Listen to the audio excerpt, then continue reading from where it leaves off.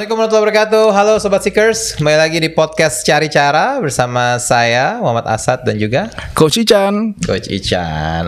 Coach, ini pengeluaran lagi banyak-banyaknya, lagi pening, lagi pusing. Kayaknya seru kalau kita ngundang orang yang ahli di penghematan ya. Yang lagi viral banget kemarin lagi ya bro. Viral, ini artis lawas tapi viral lagi. Lagi viral lagi. Jadi pokoknya pengeluaran lagi boros-borosnya. Ada Mas Adrian Maulana. Rame banget yang nonton. Rame banget nih. Ini kayaknya pada anak kereta semua nih kayaknya. Yang di ujung sebelah sana dan yang di ujung sebelah sini. Mari berdendang bersama Bang Roma. Alah, apa sih? Oke, Mas Adrian, thank you banget udah datang di podcast kita. Seneng banget bisa ketemu Mas Adrian nih.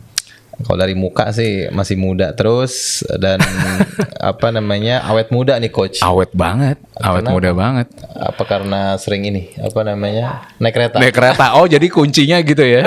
Kunci mudanya ya. Jadi hari ini kita akan bahas tentang frugal living atau gaya hidup hemat, dan ini kan lagi viral-viralnya Mas Adrian. Jadi mungkin kita akan banyak ngobrol tentang itu, Mas. Oke, siap. Nah, ini karena gue juga anak kereta angker tuh ya. Dimana ini banget gue juga bener-bener ngerasain enaknya dan efisiennya naik kereta gitu ya. Cuman balik lagi kan mungkin nggak semua orang termasuk public figure gitu ya yang mau gitu naik kereta. Nah sekarang mungkin pertanyaan buat Mas Adrian gitu ya. Kok mau gitu naik kereta sehari-hari dari rumah ke kantor gitu. Kok mau? Mungkin boleh sharing Mas Adrian sebagai, ya kita tahu Mas Adrian kan artis gitu kan, public figure gitu kan. Emang artis nggak boleh ya naik kereta gitu ya? Gak takut ada yang minta tanda tangan gitu, minta foto gitu di jalan gitu. Emang masih berlaku ya tanda tangan kita ya? Kan katanya dia bilang artis lawas. Yang tahu gue itu pasti usianya udah di atas 40-45 gitu. Kalau yang Gen Z mungkin. Oh gitu. Iya, ketemu yang Gen Z gitu. Oh, Mas artis ya? Oh, saya pas dilihat tahun berapa? Waktu itu 98. Saya baru umur 2 tahun Mas waktu itu, dia bilang gitu. Ya jadi sebenarnya diawali karena jengah, begah, nggak tahan, habis waktu di jalan.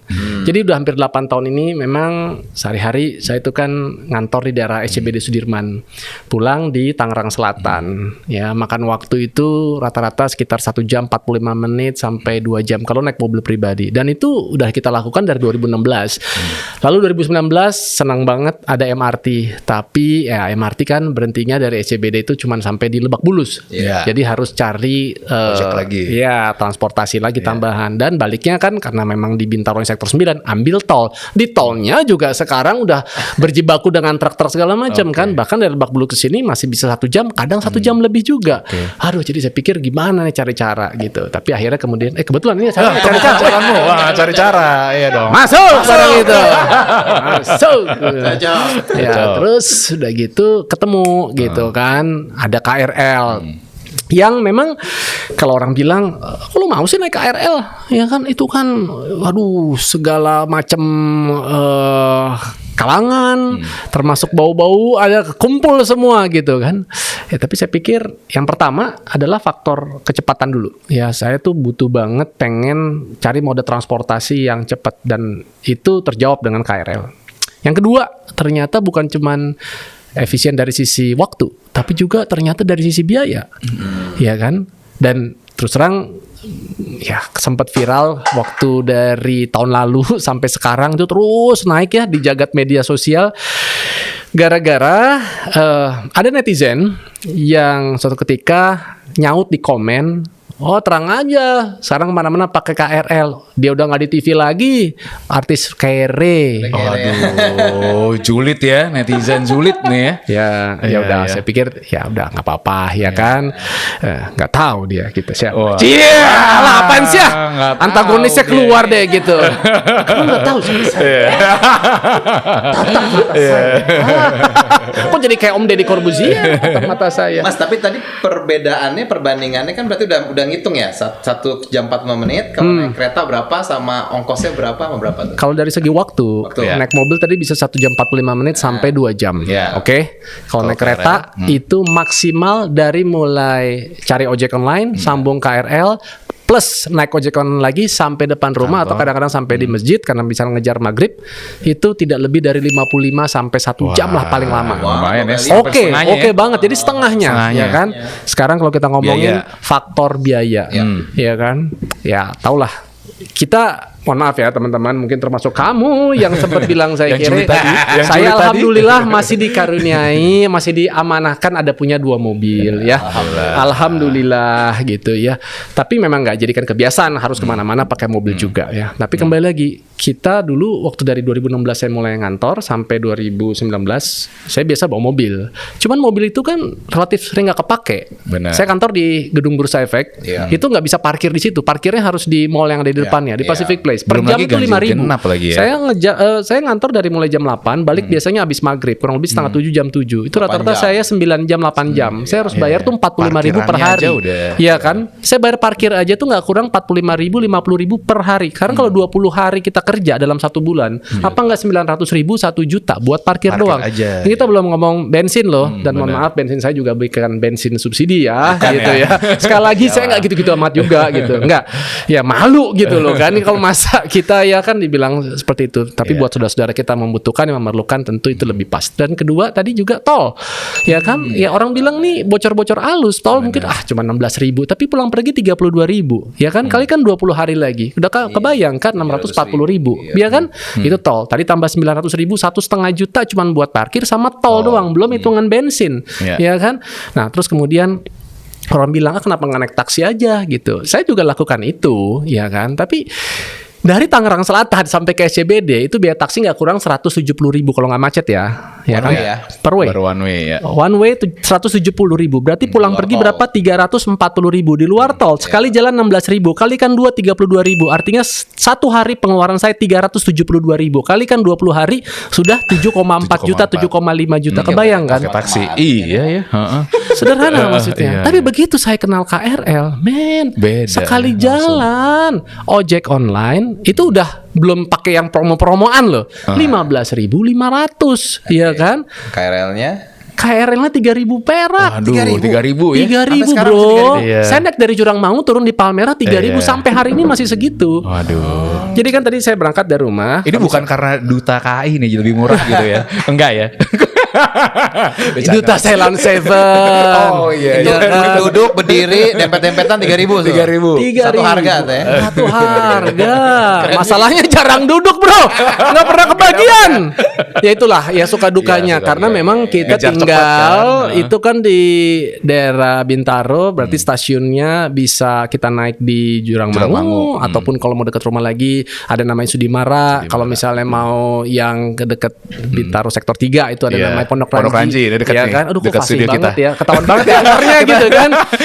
Kita di Pondok Ranji sih. Iya, Biasanya Pondok Ranji. Tapi itu tetap jauh dekat 3.000 ya kebetulan. Jadi akhirnya pas hitung-hitung gila. Jadi naik ojek Ojek 15.000, tadi 3.000, itu pokoknya pengeluaran nggak sampai 100.000 per hari. Saya hitung tuh sekitar 65.000 aja saat. Coba bayangin dari yang tadinya pakai taksi 370.000 sekarang cuma 65.000.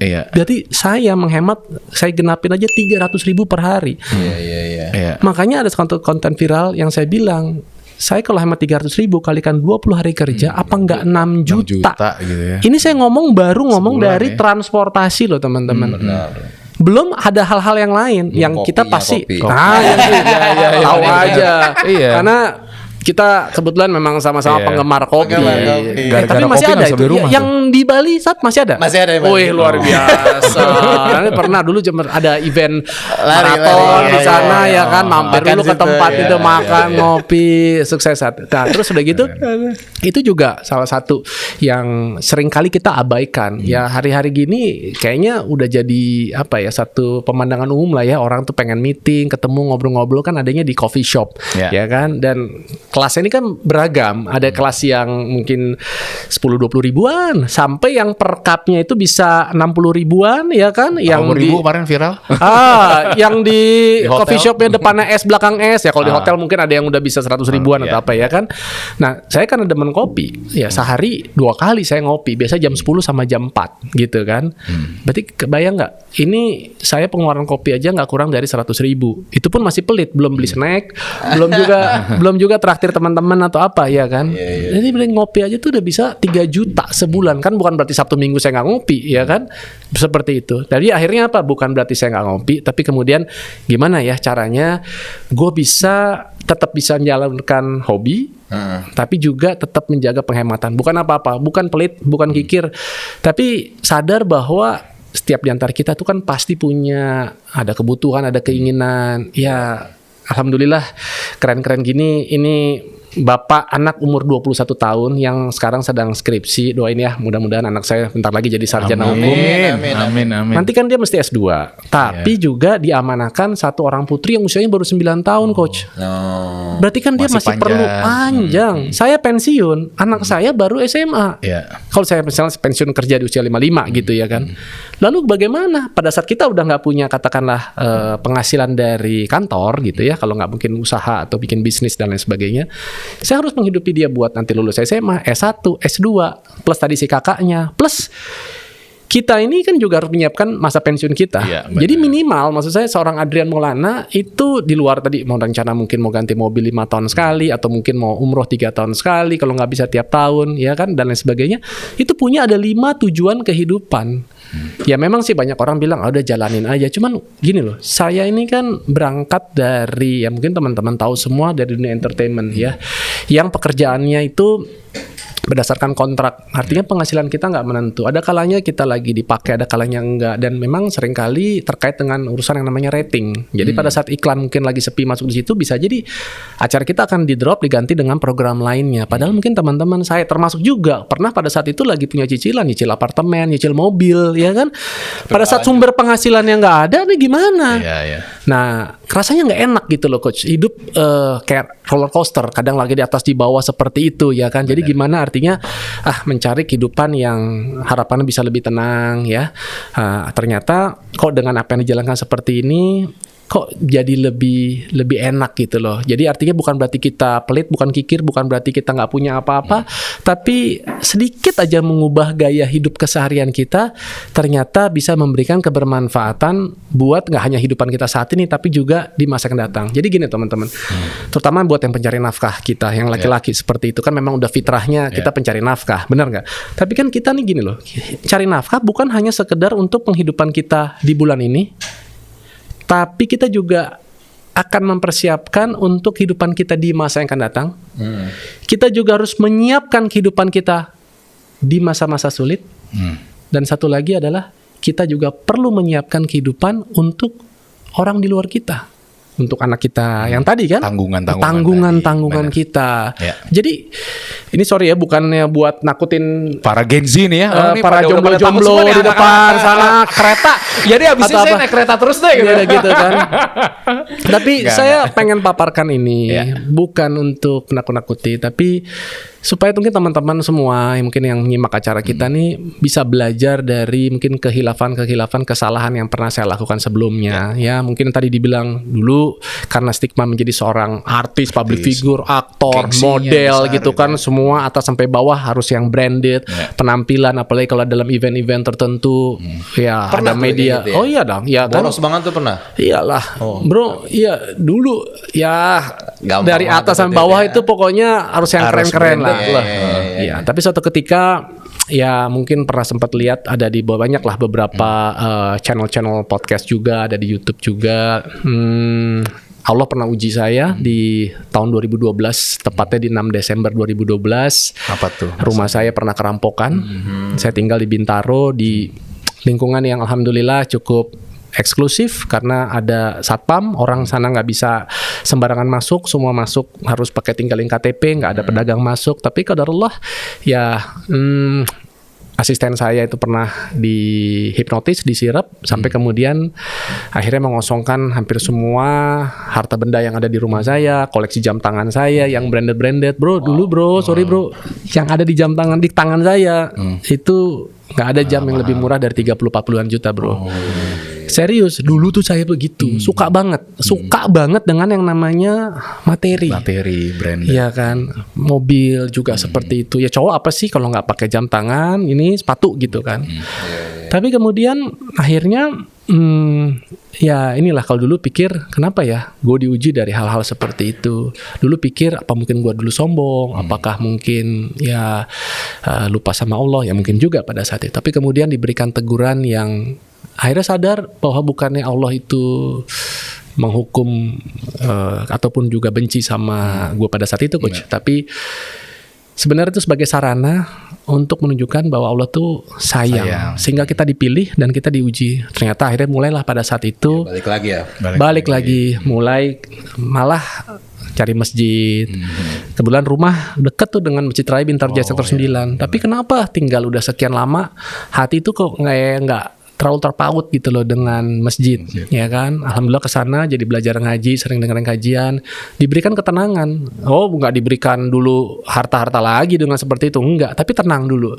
Jadi sampai sekarang ya belum kebeli. Tapi bukan kalau sekarang nggak pakai, bukan karena nggak mampu beli, cuman karena alhamdulillah udah belajar yang nggak jadi prioritas aja, gitu ya kan? Karena tadi sayangnya lebih ke manusia bukan ke materi gitu kan. Lebih baik menyayangi sesama gitu ya daripada menyayangi benda ya, harta benda. Itu banyak sih yang sebenarnya saya juga sekarang tuh begitu. Karena dulunya juga pas waktu zaman berapa ya, 5 tahun lalu 6 tahun lalu pas masih jadi bankers, itu kayak aduh sama lah, maksudnya kayak materi semua gitu. Tapi ketika udah malah semakin dikasih penghasilan lebih, malah jatuhnya lebih sayangnya ke manusia, lebih kayak mempekerjakan banyak orang, lebih bukan ke materi lagi gitu. Jadi emang ini sih maksudnya ilmu penting tuh sebenarnya bukan ilmu dapetin uangnya, tapi ngelola keuangannya tadi ya. Bener. Nah, kali itu bicara itu karena memang dari kecil kita tuh kan nggak pernah diajarin.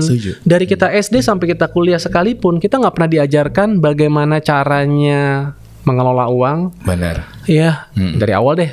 Nggak pernah diajarin caranya nyari uang aja ngelola uang, apalagi diajarkan caranya meningkatkan nilai uang udah kita kumpulkan. Makanya masih banyak teman-teman kita akhirnya yang ya pun punya tapi ditaruhnya di saving saja. Dia lupa kalau kita mungkin sedikit ada ngomong terkait dengan ekonomi ya gitu. Ada faktor yang mungkin menjadi musuh bebuyutan kita semua tadi, inflasi, kenaikan harga-harga nggak bisa dibendung ya, mobil, kesehatan, apapun itu semua naik. Yang paling tinggi inflasi perparkiran. Ya.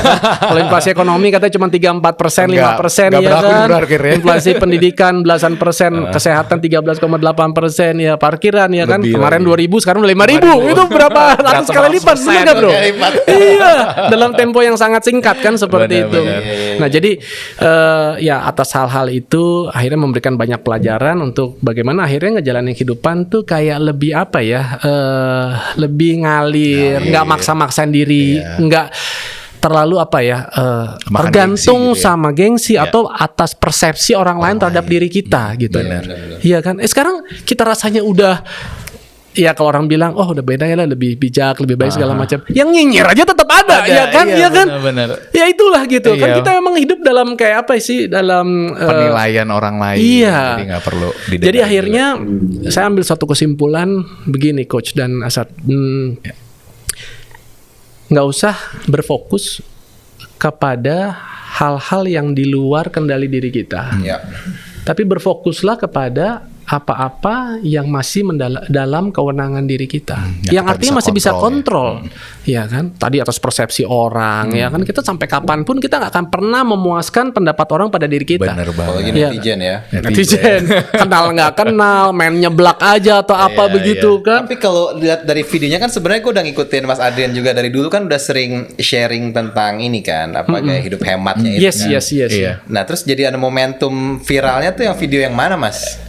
Yang karena kan aku udah dulu sering tuh Mas ngehemat kopi, minum kopi sama anaknya itu kan. Tapi kan kayak baru belakangan ini nih Tiba-tiba viral nih. Bro, ini Ya emang lucu. Saya juga bingung nih. Video mana yang Maklum. paling ini viewersnya paling banyak? Bro, saya ini jujur ya teman-teman ya semua. Saya tuh sebenarnya nggak pernah menyenangkan diri saya ini sebagai content creator atau apa gitu kan. Teman-teman boleh lihatlah di bio saya nggak ngomong seperti itu. Tapi lucunya seperti kayak sekarang terkondisikan. Saya kan ya hobi pola hidup sehat, olahraga, ya dikit-dikit sekarang ngikutin Asad belajar golf. Ya kan? Ya maksudnya biar nggak dibilang kere melulu gitu kan. Aduh kasihan golf gitu ya. Mainnya golf ya. Jadi biar Saya agak golf berubah gitu dikit ya. lah, naik kelas gitu loh status sosialnya gitu ya kan. Main golf ya. Heeh. Ya nggak bulu tangkis terus nggak ya? Iya, walaupun pemain bayaran, maksudnya kalau ada yang bayarin, bercanda. Nah, jadi seperti itu. Tapi lucunya yang viral sampai jutaan-jutaan itu adalah konten-konten terkait jelas transportasi publik. Oh, oke. Kemudian makan gado-gado 17.000 Yang gitu. sederhana-sederhana ya, yang Itu orang bro, suka saya juga ya. nggak Apa ngerti adanya. gitu. Iya Apa padanya. adanya. Ya maksudnya saya pernah sharing kepada cara apa makan di hotel, tapi juga pernah. Maksudnya Iya. untuk menunjukkan humanisme aja kita Iya. keseharian wajar-wajar gitu Iya. kan.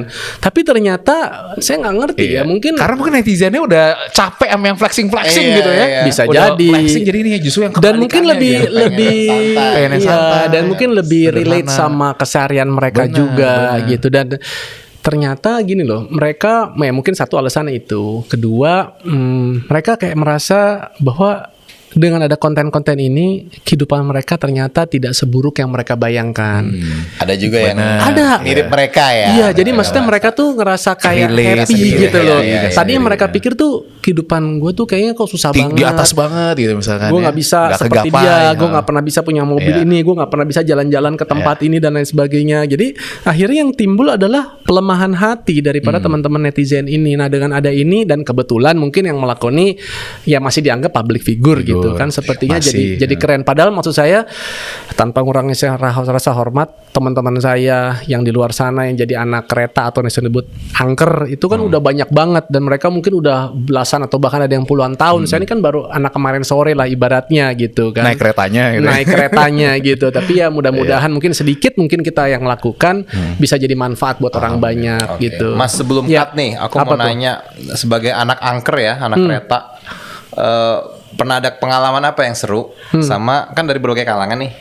Pasti ada yang kenal sama Mas Adrian dong. Ada yang pernah nyapa apa gimana? Kayak Keanu Reeves gitu gak sih? Iya. Wih, gitu kan. Iya. Ada yang konten ini, wih, gue ketemu Adin Maulana nih, humble Iya, banget. iya, Kalau ya. konten tuh keren gitu. Ada yang ngikutin padahal sendiri. Sendiri ya.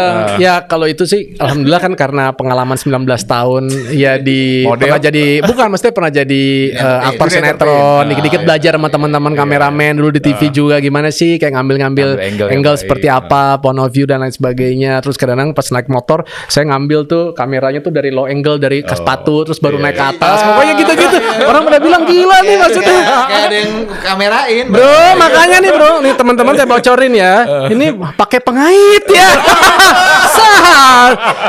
gitu. Iya, kayak orang Padang, tak miring ini juga. Jadi makanya ngambil tuh bisa begitu-begitu.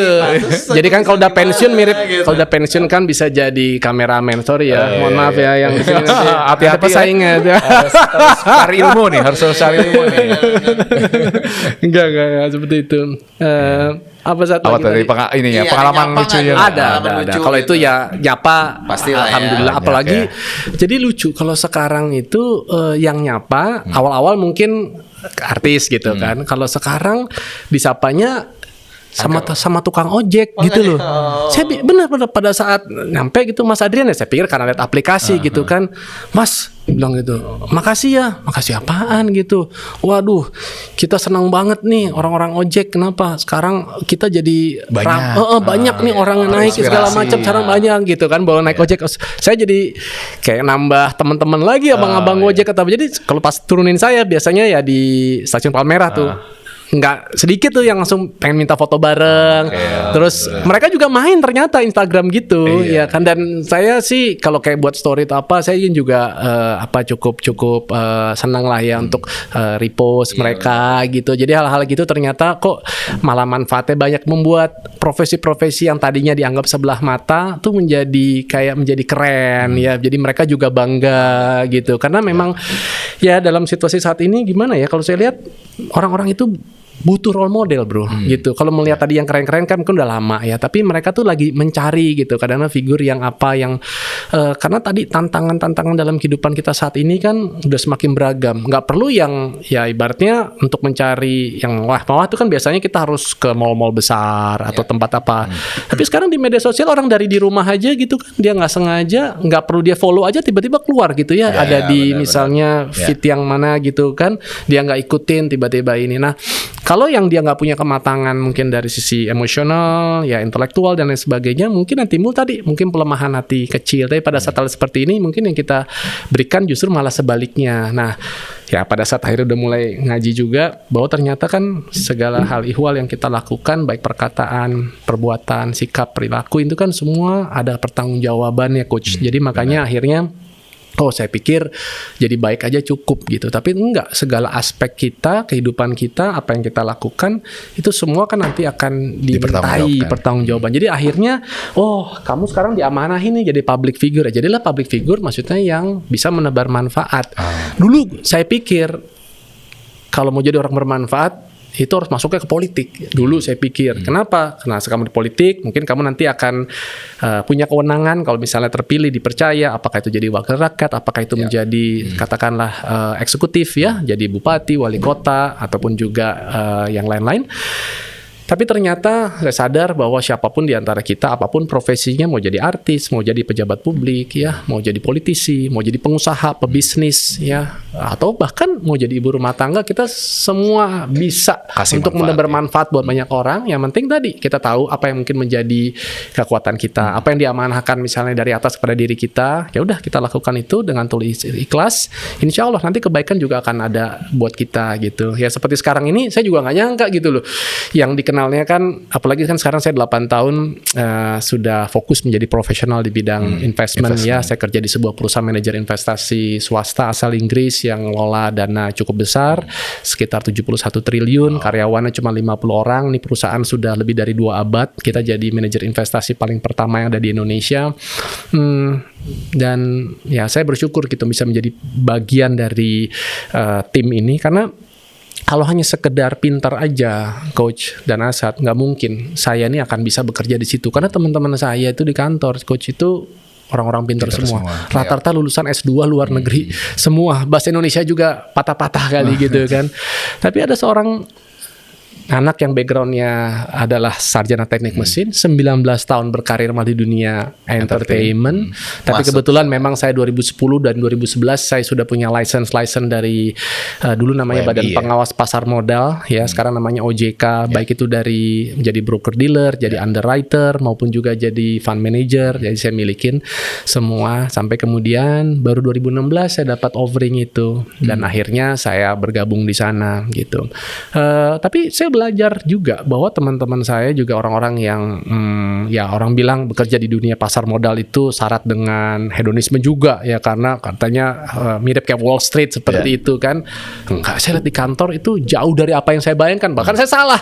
Sejak saya bergabung tanggal 20 Juni 2016, saya tuh udah beli koleksi jas, bikin dasi. Masuk ke dunia ini ya, dunia investasi tadi ya di perusahaan aset manajemen. Jadi kelihatan makanya berkendara aja tuh bisa fleksibel gitu. Naik taksi bisa, berkendara sendiri bisa, jadi anak kereta juga bisa gitu. Wah keren banget Mas Adrian tadi ceritanya, benar-benar Bro Asad, Mas Adrian ini sosok yang agile banget ya. Jadi bisa adapt tadi ya. Inspirasi semua generasi kayaknya. Benar-benar. Bukan cuma mama aja ya. Kalau dulu zaman waktu sampai Gen Z. Baby boomers sampai Gen Z. Karena dulu waktu zaman masih jadi news anchor di Net TV, kan saya punya program waktu itu live setiap hari ya 3 tahun bro. Ya Indonesia Morning Show kan jam 6 sampai jam 9. Pagi-pagi selalu nyapa.